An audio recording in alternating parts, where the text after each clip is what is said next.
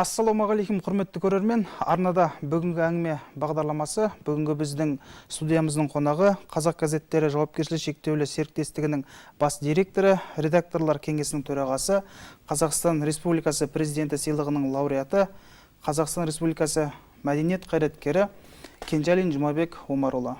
Студиямызға қош келіпсіз. Рахмет. Оңтүстікке жұмыс сапарымен келіпсіз. Бұл сапар бұрынғыдан өзгерек. Іс сапардың басты мақсаты жөнінде тоқтала кетсеңіз. Енді мынандай мәселені айтуға болады. Қазір енді бізге қарасты Қазақ газеттері жауапкершілігі шектеулі серіктестігі не қарасты басылымдар ғана емес, жалпы газет журналдардың редакцияларындағы тайыл-таяғымен қазір ел-елді, жер-жерге аттанып, нақты өзінің келер жылғы оқырмандарымен, келер жылғы өздерінің программаларымен, бағдарламаларымен газет журналдардың соны ел-елдің жер-жерде түсіндіру жұмыстарын жүргізіп жатыр. Өйткені ойдан ой туады, кездескен деген жақсы, пікірлеседі, жаңа рубрикалар, жаңа тың тақырыптар дүниеге келеді. Сондықтан ал енді біз бұл жолы оңтүстік Қазақстан облысының әкімі Асқар Мырзахметов мырза осы республикада шығатын бір қатар мерзімді басылымдардың бас редакторларын осы өзінің оңтүстік Қазақстан облысы Шымкентке шақырған. Сол іс сапар ретінде осында келдік. Өйткен себебі бір жағынан ақпарат құралдары алдындағы облыс әкімінің кәдімгі есебі болатын болса, екінші жағынан өзінің атқарып жүрген жұмысының жөн-жоралғысы, перспективалары мен проблемалары, одан кейін әттеген дейтін мәселелер болса, оны ақпарат құралдарының өкілдерімен пікір алысу, ой талқысына салу ыңғайындағы кездесуге шақырған еді. Біз осы кездесуге қатысып, бірнеше газет журналдардың редакторлары сұхбаттастық, өзіміздің пікірлерімізді айттық. Оның енді мына елбасы осында келген сапарында бұл енді Қазақстандағы үшінші мегаполис деп болатындығын айтып еді ғой. Сондықтан да осы уақытта қандай жұмыстар жүргізіліп жатыр, осыны көзімізбен көрейік деген сияқты ой пікірлер болды. Біз енді соның біраз құрылыс объектілерінде болдық. Бүгінгі таңертең мысалы Отырар кітапханасында болдық. Оның еңбек ұжымымен пікірлестік, сөйлестік. Мынау жаңадан салынған Наурыз алаңы бар екен. Күні кеше ғана пайдаланылған Наурыз алаңын көрдік. Мына тәуелсіздік саябағында болдық. Жаңадан қайтадан құрылыс жөндеу жұмыстарын өткізген Дендра паркте болдық.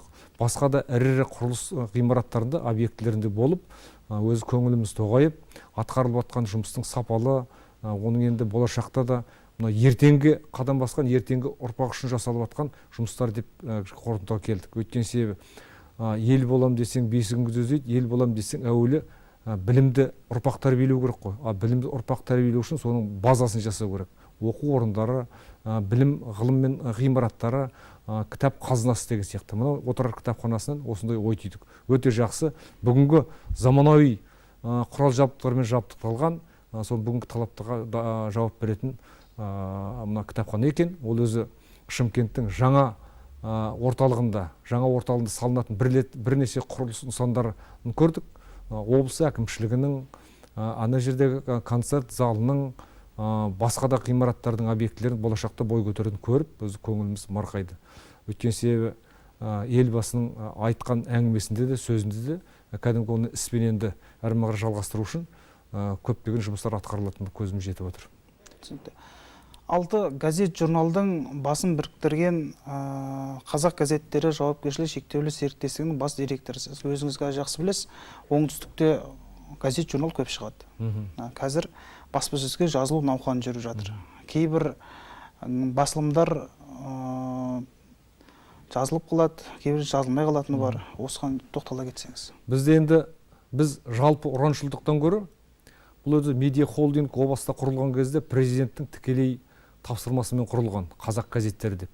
Негізінен ұлт руханиятына еңбек сіңірген 90 жылдық тарихы бар, 50 жылдық тарихы бар, 25 жылдық тарихы бар газеттер мен журналдар осы медиа холдингқа кіріп отыр.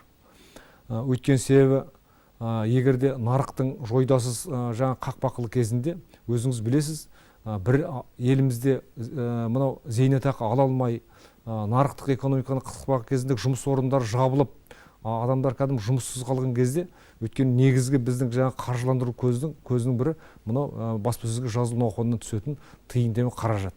Сол кезде көптеген ауылдық селолық жерлерде пошта бөлімшелері жабылып қалды. Газет, журналдар бармай қалды. Ал енді елбасының көрегендігі осы кезде мына қазақ руханиятына еңбек қызмет еткен ана тілі секілді, ақиқат секілді, экономика секілді осындай ірі газет журналдарды, қазақ әдебиеті газеті бар, жұлдыз журналдары бар. Осылардың бәрін басын жаңа біріктіріп, бір қауымдастыққа құрып кезінде қазақ газеттері медиа холдингі құрылған еді. Өткен мемлекеттік кәдімгі қаржыландыруға өткізген. Соның нәтижесінде жабылудың сәл алдында тұрған газеттер мен журналдардың екінші тынысы ашылды. Сөйтіп біз кәдімгі қаржыландыру көздері берілгеннен кейін тұрақты түрде өзінің тиісті адресатына баратын болды, подписка жүретін болды, баспасөзге жазылу, айлық алынды, оқырманмен дүркін конференциялар өткізіп болды. Осының нақты нәтижесі өзі көріне бастады деп есептейміз. Енді бұл басылымдардың бүгінгі таңдағы жағдайына келетін болсақ, қазақ газеттері акционерлік жауапкершілігі шектеулі серіктестігі медиа холдингке қазір 6 басылым кіреді. Оның ішінде жұрттың сүйіп оқитын ана тілі газеті, ұлт жанашырларының газеті, экономика дейтін экономикалық мәселелерді қаузайтын экономика дейтін газетіміз бар. Ұйғыр тілінде шығатын ұйғыр аваз дейтін газетіміз бар. Барлығымыздың республикалық газеті. Оның енді 15 мыңдай тиражы бар. Сонымен қоса 3 журнал бар. Ақиқат журналы 90 жылдық, мысыл журналы, бір кездерде Қазақстан коммунисті, коммунист партияның жазын Қазақстан деп аталған журналдар, мына заманның уақыттың өзгеруіне байланысты жаңа атауға ие болған. Оның кейін жастардың өзінің сүйікті басылымы Үркер журналы. Жас қаламгерлер осыған кәдімгі бір кездері жалын осылай шыққан, соны кәдімгі ізбасар журналдардың бірі деп есептеуіміз керек. Қазір енді осы бағытта осы журналдардың өзінің бұлардың тек ура-ура емес, қалың нөпірмен баспасөзге жазу, бұлардың нақты өзінің адресатты әрқайсының жеке-жеке оқырмандары бар. Үркер оқырманның журналының оқырмандары студенттер, мектептің жоғары класс оқушылары, творчестволық жастар. Өйткені елде қазір талантты жастарды іздестіру жүріп жатыр. Ел болғаннан кейін оның кәдімгі таланттары болады, ақын жазушылары болады. Бүгінгі Мұхтар Шахановтар, сол Дулат Исабековтер қайдан шықты? Кезінде олар да жас талабы таудай жас ақын, балаң жазушы азаматтар болған. Өсе келе қаламы қатая қауырсын, соларға жол ашқан.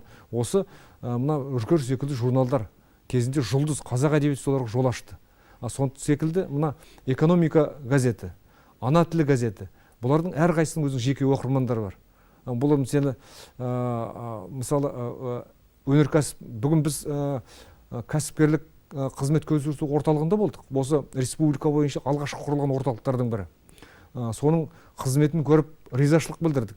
Ал енді сол жерде қызмет істейтін азаматтарға көмекке келетін біздің экономика газеті. Соның атқарып жатқан көптеген менеджерлік, маркетинг мәселелері, одан кейін қызмет көрсету мәселелері, кәдімгі азаматтарға кәдімгі кәсіпкерлікті үйретудің алғашқы азбукаларын үйрететін мәселелерді осы газетте ұлт тіліндегі шығып жатқан жаңғыз экономика газеті. Демек, алтауы 6 түрлі саланы қамтып отыр. Алтауы 6 түрлі саланы қамтиды. Сондықтан мен өзім ойлаймын, бұл енді кәдімгі бәрін қаузап жете салмаған сала бойынша өзінің оқырман контингенті бар. Сол өз адресті түрде өз оқырмандарын. Жылдағы өзіміздің оқырманымыз бар, өзіміздің кәдімгі байланыс жасаған авторларымыз бар. Иншалла, соған біз енді келесі жылда да сол оқырмандарымызға арқа сүйейміз, біз солардан қолдау күтеміз. Түсінікті. Тағы бір сауалым, салалық журналистика деген термин пайда болып жүр. Иә. Бұған қалай қарайсыз? Дұрыс па осы? Салалық журналистика деген керек. Өткен себебі бір жылдары мен өзім еліміздегі бас басылымдардың бірінде істедім, Егемен Қазақстан газетінде. Сонда істеген кезде соның заң бөлімі болды. Мысалы, заң бөлімінде осы оңтүстік өңірде жұмыс істеді, кезінде Нұрай Мұфтақов дейтін ағамыз жасады. Сол заң бөлімінде салалық журналистикада әңгімесі төңірек сол заң мен арыз шағымдарды қарайтын фельетон бөлімі, сол бүкіл бір институттың, бүкіл бір заң мекемесінің қызметін атқаратын тұғын. Коридорда келе жатқан кезде Мұхтар Нұрай Мұфтақовтың кабинетінің алдында дізілген өшіретті көресің. Өйткені сонау оңтүстіктен келетін, шығыстан келетін, батыстан келетін кісілер өзінің тиісті құзырлы мекемелерден жаңағы тиісті жауабын алмаған кісілердің бәрі жаңағы Нұри Муфтаховтың қабылдауын күтіп жүретін. Бұл не деген сөз? Бұл деген сөз өзінің ісін білетін, білікті кәдімгі журналистке арқа сүйеп келетін адамдардың болғаны. Арқа сүйетін Нұри Муфтахов сияқты кісілердің болған деген сөз. Сондықтан мен өзім ойлаймын, қазіргі жапа-тармағай жаңағы журналистикадан көрі, ол кәдімгі мына бүгінгі ағымға байланысты, заманның талабына байланысты сала бойынша маманданғаны жақсы. Сондықтан біз мына журналистика академиясында, мына Қазақ университетінің жанындағы журналистика факультетінде дүркін дөңгелек үстел өткізген кезде, тиісті бір үлкен келелі әңгіме болған кезде осы мәселені қолға алып жүрміз. Мен әрине қазір біздің қарамағымда мені басқарып отырған медиа холды экономика деген газет. Мен соған студент балалардың сол 3-ші курстан бастап экономика тақырыбында жазатын студенттердің біздерден келіп өндірістік тәжірибені өте бастағанын қаларадым. Сонда ертең мен оған орындайын, сол жаңағы өзі кәсіптік шеберлік шыңдалған, мына жағынан теориялық білімді, мына жағынан біздің газет экономикалық өзінің шеберлігін шыңдап қалыптасқан сонда журналист болып шығарады.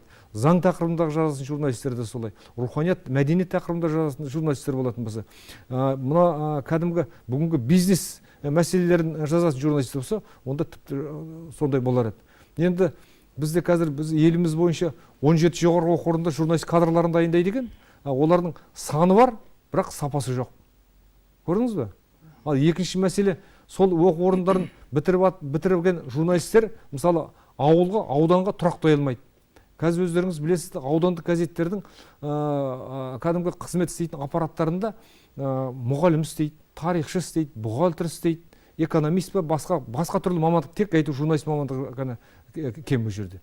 Оның барлығы айтайын деп тұрғаным, сол тиісті жерде жоғарғы оқу орнын бітірген жас журналистерге жергілікті аудандық газетке барғаннан материалдық көмек жасалу керек, тұрғын үймен қамтамасыз ету, айлығын дұрыстау керек, оған кепілдік беру керек. Әрмен қарай өзінің шеберлігін шыңдауына сол жердің газетін оңдайтындай оның бүкіл мәселелер шешілу керек. Ол бүгінгі таңға дейін ол мәселе әлі жабулы қазан жабулы күйінде жатыр. Сондықтан біздің журналист ағайындардың мәселесі де көп. Біз өзіміздің көптеген мәселелерді жазамыз ел ішіндегі, бірақ өзіміздің мәселеге келген кезде кішкене қаламтар еді. Бірақ біздің төменгі буындағы біздің жаңағы ағайындардың шешілмей жатқан проблемалар көп. Демек, салалық журналистика бар жерде сапа болады дейсіз ғой? Сапа болады. Қазақ газеттерінің қандай тарту таралғысы бар? Біз енді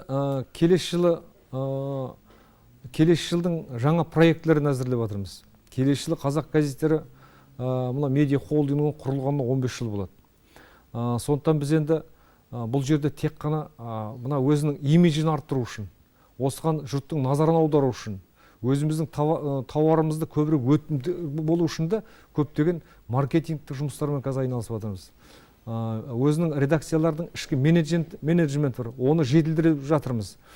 Қазір енді әрине ең бастысы газеттердің сапасын арттыру. Осыған байланысты тақырыптық жоспарлар жасалды. Ана тілі газетінде, экономика газетінде, ана журналдардың әрқайсысында кәдімгі жекелеген өзінің мүйізі қарағайдай қазақтың білікті ғалымдары мен авторлыққа тартылып отыр. Көшпелі редакция мәжілістерін өткізу көзделіп отыр. Сондықтан мына қазақ газеттерінің осы оңтүстік облыста, батыста, шығыста күндер өткізбек. Онымен қоса біздер қазақ газеттерінің жүлдесі үшін шахматтан турнир өткізіп жатырмыз. Жыл сайын өтетін Бердіқұлов турниріне футболдан оған да қатысады біздің жігіттер мен қыздар. Енді мына Үркер журналының базасында үкілі үміт, Үркер үміті дейтін өзіміздің бәйгеміз бар. Осы биыл тағы да жариялағанбыз. Осыны әрмен қарай келесі жылда тағы да жалғастырмақпыз. Сөйтіп ел ішіндегі тума таланттарды қазіргі солардың көзін ашу, соларды жетектеп мына әдебиет айдынына шығару. Осыған Үркер кәдімгі демеу болады. Үркер үміт жаңағы бәйгесі соған жағдай жасайды ғой деп ойлаймын. Мінекей осындай бағытта жұмыстар жүргіземіз. Жалпы тәуелсіз елдің қауіпсіздігінің бірі ақпараттық қауіпсіздік. Өйткені мынау өзіңіз жақсы білесіз, ұлы отан соғыс жылдарында Гитлердің өзі де халықты жаулау үшін ән қой, кино көрсет деген сияқты бір әңгімелер бар. Ақпараттық қауіпсіздігіміздің қандай қазіргі таңдағы біздің? Енді мына әңгіме біздің ақпарат құралдары, бұқаралық ақпарат құралдары туралы өріп отырғаннан кейін ақпараттық қауіпсіздік мәселесіне тоқталмай кете алмаймыз. Өткен себебі бізден мына сыртқы экспансия ақпараттық өте қазір қатты жүріп жатыр. Біз енді оның себебі өйткені ақпаратты қай ақпарат көзі бірінші беріп үлгерсе, ол қарапайым халық соның жетегінде кетеді. Сол фактінің соның жетегінде кетеді. Сондықтан да мына іргелес елдердегі жалпы өткен себебі қазір мына ақпаратты қазір жаңағы шекара, территория жоқ дейтін қазір қалыптасып келе жатыр ғой. Өткен себебі интернет арқылы, әлеуметтік желілер арқылы келіп жататын мәселелер болады. Сондықтан біріншіден ақпаратты тұтынушы ретінде әрбір адамның өзінің шын патриотизмі, ұлтжандылығы бірінші орынға қойылу керек. Оның кәдімгі адамның адам сапасы деген мәселеге назар аударуымыз керек. Сондықтан да ол енді көрінгенде кәдімгі ақты да қараны жұта бермей, ішінен іріктеп алып жаңа пайдаланатын жағдайда болу керек. Сондықтан мен бүгінгі біздің газеттер мен журналдың басшыларына, сонда істейтін қызметкерлерге жаңа қойылатын тарап кәдімгі осындай ақпараттық қауіпсіздік жолындағы мәселелерге бәсекелестікке қабілетті кәдімгі кәсіби шеберлік шыңдалған азаматтардың біздің сапымызда болсаған деген ниеттеміз. Осы бағытта біз кәдімгі жұмыс істеп жатырмыз. Ал әрине енді мынау сырттан келетін қазір енді шекаралас мына мемлекеттерден Ресей жақтан болсын, басқа жақтан болсын, кәдімгі ақпараттың ағынның теріс информациялар біздің тәуелсіздігімізге, егемендігімізге көлеңке түсіретін ақпараттардың кетіп қала беретін жағдайлар жоқ емес бар. Міне осы уақытта осыны кәдімгі дереу осы мәселе төңірегінде байқаса отырып, кәдімгі осыны терістейтін, осының қиыс кетіп бара жатқан мәселелерді бұрыс тартатындай мәселе жаңағы біздің азаматтар дайын тұру керек. Түсінікті. Мен осы салаға кезінде зерттеу жүргіздім. Иә. Оңтүстіктің өзінде 100 мың дана болатын болса, соның 60 мыңы сырттан келеді басылымдардың. Орташа есеппен цифрларды ұмытып отырмын қазір. Бірақ сондағы біздің қазақ тілді оқырманның дені орыс тілді басылымды оқысы келеді. Бұл жерде қазақ тілді журналистер тұшымды дүние бере алмай ма, жоқ әлде оның басқа бір себебі бар ма? Жоқ, енді ол қазақша айтқанда сол оқырманның өзінің сана сезіміне жетесіне байланысты. Бұл бір. Екіншіден жаңа айтып отырмын, сол материалды кәдімгі оқулықты етіп беру, ол қазақ журналистің шеберлігіне тағы да байланысты болады. Ол екі жақты байланысты. Сондықтан енді сіз енді ананың ағылшын тілінде пайдаланып отыр ма ақпарат құралын, ол неміс тілінде шыққан газетті пайдаланып отыр ма, орыс тілінде шығып отқан адамның өзінің жеке құқы. Бірақ біз соның бәрін бетін бері қарату үшін өзіміздің журналистиканың сапалық деңгейін жоғарылатуға күш салуымыз керек. Міндетті түрде осы біздің газетті оқитындай дәрежеге жетуіміз керек. Сол үшін кәдімгі біз күн түнде кәдімгі жұмыс істеуіміз керек. Ол үшін мына жас журналистер, аға журналистердің жақсы дәстүрлерін бойына сіңіре отырып, кәдімгі өзінің тұстас, өзі секілді кәдімгі ақпарат беріп отқан, сыртта басқа тілде шығарып отқан, соны жазып отқан журналистерден жаңағы елі бойы, қарыс бойы кәдімгі өресі биік болу керек. Оның жазатынан 10 есе артық жазып, содан кейін оқырманның көзін жеткізетіндей жағдайға жеткізу керек. Демек, бұл өзімізге байланысты. Өзімізге байланысты. Бәсекелестік заман келді. Сондықтан ал енді ол орыс тілінде оқиды екен, басқа тілінде оқиды екен, енді деген әңгімені ол енді өзінің шаруасы, әркімнің өзінің түсінік түйсігіне. Бірақ дегенмен біз сол оқырман үшін күресуіміз керек қой. Оның әрбір оқырман бізге қымбат. Түсінікті. Осы жерде кадр даярлау мәселесіне ойысқан сияқтымыз. Менің білуімше, журналистика факультетін бітірген ұл қыздардың дені бұл салада жұмыс істемейтін секілді. Ол туралы өзіңізде де информация бар шығар. Неге деген сауал болады? Өткен себебі журналистика факультетін бітіреді. Содан кейін ол кезінде жұмысқа дұрыс орналастырылмайды. Жаңа алдында айтып кеттім ғой жаңа. Содан кейін қай жерден қандай жұмыстың көзі болды, сөзі орналасып кетеді. Енді менің түсінігімде былай. Мынау жаңағы 2-3 курстан кейін оны өндірістік тәжірибеден өткізетін болсақ, республиканың жерлерінде, я болмаса жаңағы бұрын кеңес дәуірінде де бір жақсы дәстүрлер қалыптасқан. Арнайы жолдамамен жіберетін. Ауданның, облыстың шеңберіндегі журналистикаға, осы ақпарат құралдары, газеттің жазу-сызу өнеріне қабілетті жастарды алып, жоғары оқу орындары жолдамамен жібереді. Бұл жерде енді біздің жергілікті билік органдары мен жоғарғы білім және ғылым министрлігі арасындағы кәдімгі байланысты кәдімгі ширату керек. Сонда ана жоғары оқу орындарын бітіріп келген балалар қайтадан өзінің жаңағы ауылына барады, ауданына барады. Демек, ол жерге оның әрмен қарай өмір сүруіне кепілдік беріледі. Өзінің творчестволық мүмкіндігін кеңірек пайдалануына. Жатақханамен қамтамасыз етіле ме, үймен қамтамасыз етіле ме, жаңа кредит алуына мүмкіндік жасайды, басқа деген секілді. Мен кезінде дипломмен ауылға деген бастама шыққан кезде қуанғам. Өткен себеп дәл осындай. Бірақ енді бір жерде ол іле кәдімгі қолдау тауып кетті, екінші жерде ұран күйінше қалып қойды. Осыны ол жақсы бастаманы әрмен қарай жандандырса, одан біз ұтар едік. Кезекті бір сауалым, аға журналистер мен кіші буын жастардың арасындағы дәстүр сабақтастығы жөнінде тоқтала кетсеңіз. Енді өзіңіз білесіз, 20 ғасырдың алғашқы 20 жылдығында дала қоңыраушысындай болып, қазақтың мәдени сахнасында, әлеуметтік сахнада қазақ дейтін газет шықты, айқап дейтін журнал шықты. Сол журналдардың кәдімгі сарғайған парақтарын қарап отырсаңыз, мына қазақ журналистінің ата ұрпағы, соның алдыңғы толқын өкілдері қандай жұмыс жасағанына көз жеткізуге болады. Міржақып Дулатовтың, Ахмет Байтұрсыновтың, Мұхамеджан Сералиннің, Сұлтанмахмұт Торайғыровтың жазған сызғандарын оқып қарап отырса, бүгінгі жас журналистер содан көптеген тағылымдық ой түйреді. Елді сүю, жерді сүю, кәдімгі қазақ тағдырына қатысты мәселелерді қалай көтеру керек, соның бәрі өзі тағылымаларлық үлкен бір дәстүр школа.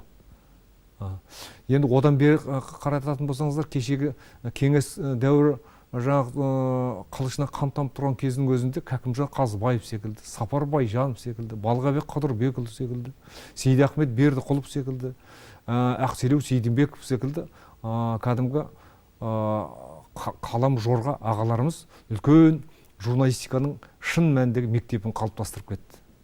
Мінекей осылардың мектебі бүгінгі жас ұрпақ, жас қаламгер жазушыларға, журналистерге үлкен жаңағы шеберлік мектебі болу керек деп ойлаймын. Сондықтан да мына Қазақстан еліміздегі Қазақ ұлттық мемлекеттік университетінің жанынан мен ыңғай айтып жүремін. Мына шеберлікті шыңдау институтын құру керек. Журналистика факультетінің жанынан.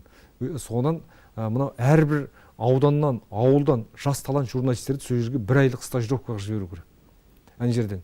Өткен себеп теория мен практиканы үйлестіріп, кәдімгі өзінің бағыт бағдарын алып отырады. Білімін молайтады. Біздің өкініштісі, біздің кәдімгі жастар қазір оқудан ұмытты. Мынау Сәбит Мұқановтың Ботагөзін оқымағалы қашан? Абайды оқымағалы қашан? Ілияс Есенберлиннің шығармаларын оқылмағалы қашан? Сафон Шаймердемовтің Инешудің бетін ашпағалы қашан? Тіпті Сейдахмет Бердіқұловтың кеше күйіне қойылған менің атым Қожа мен жаңағы өлгендер қайтып келмейді де, қазір уже беттер ашылмай қалды ғой. Соның бәрі мына оқымағандықтан. Мына кітап оқу. Кітап оқыған адамның ой зердесін ойға ой түйеді. Ол әдеби кітапты оқып отырып, одан жаңағы өзінің мамандығына байланысты кәдімгі әдебиеттерді қарап шығу керек қой. Ана жаңа менің атын атап өткен кісілердің қаншама кәдімгі том-том жазған сызғандары бар. Олардың бәрі іске нұсқа дүниелер. Сондықтан да мен айтып, дәстүр сабақтастығымызды сақтауымыз керек. Дәстүр сабақтастық деген үлкен бұл мектеп. Сондықтан біздің бәріміздің аяғымыз аспаннан салбырап түскен жоқ. Сол белгілі бір сол ағаларымыздың, апалардың салып жүрген, салған солардың еңбектерін, солардың жаңа дәстүрін қалыптастыру бағытында қызмет істеуіміз керек. Сонда бізден кейінгі ұрпаққа кәдімгі тағылым мол, үлкен бір кәдімгі дүние қалдырамыз деп есептеймін. Түсінікті. Жаңа технологияға көшу мәселесі осы журналистика саласында енді көңіліңіз тола ма соған? Енді қазір енді мына уақыттың кәдімгі дамуын ешқашан тоқтата алмайсың.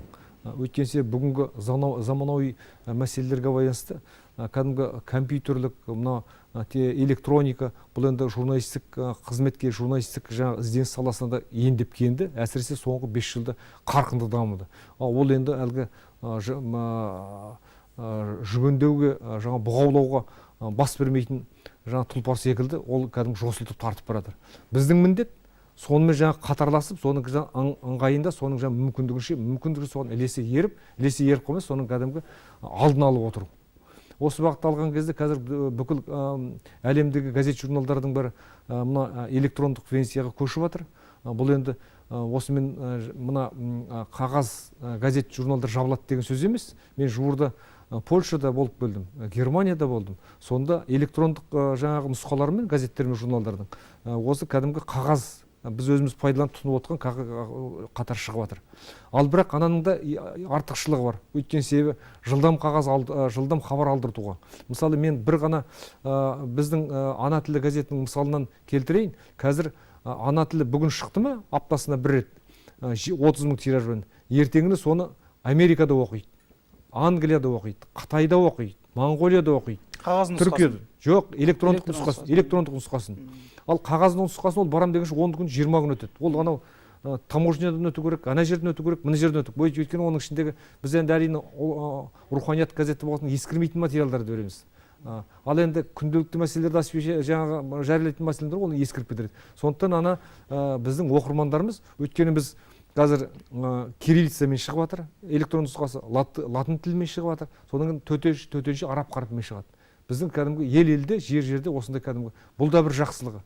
Өйткені соған байланысты кері байланыс. Мына материалдарыңыз мынандай, интернетке кіргеннен кейін мына материалдарыңызға мынандай пікір білдіреміз деген әңгіме өтеді. Сондықтан қазақ газеттеріне қарасты, қазақ газеттерінің өзінің жеке сайты бар.